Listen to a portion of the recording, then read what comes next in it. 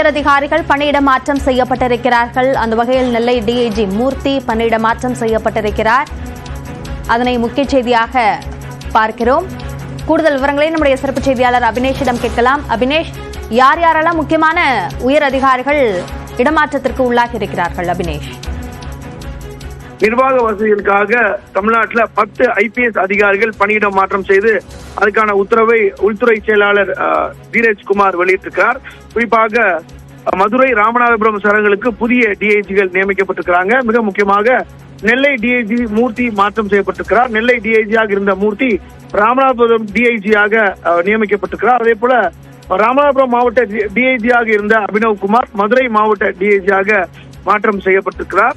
அதே போல ஈரோடு மாவட்ட காவல் கண்காணிப்பாளராக சுஜாதா நியமிக்கப்பட்டிருக்கிறார். மேலும் தமிழ்நாட்டில் 10 காவல்துறை அதிகாரிகளை பணியிட மாற்றம் செய்து தமிழ்நாடு அரசு உத்தரவிட்டிருக்கிறது. குறிப்பாக சென்னை மயிலாப்பூர் துணை ஆணையராக பாஸ்கரன் IPS நியமனம், திருநெல்வேலி மாநகர காவல் ஆணையராக சந்தோஷ் ஹடிமணி நியமிக்கப்பட்டிருக்கிறார். நெல்லை சரக டிஐஜி பொறுப்பையும் அவர் கூடுதலாக கவனிப்பார் என்றும் அறிவிக்கப்பட்டிருக்கிறது. அதாவது திருநெல்வேலி மாநகர காவல் ஆணையர் சந்தோஷ் ஹடிமணி நெல்லை சரக டிஐஜி பொறுப்பையும் கூடுதலாக கவனிப்பார் அப்படின்னு அறிவிக்கப்பட்டிருக்கிறது.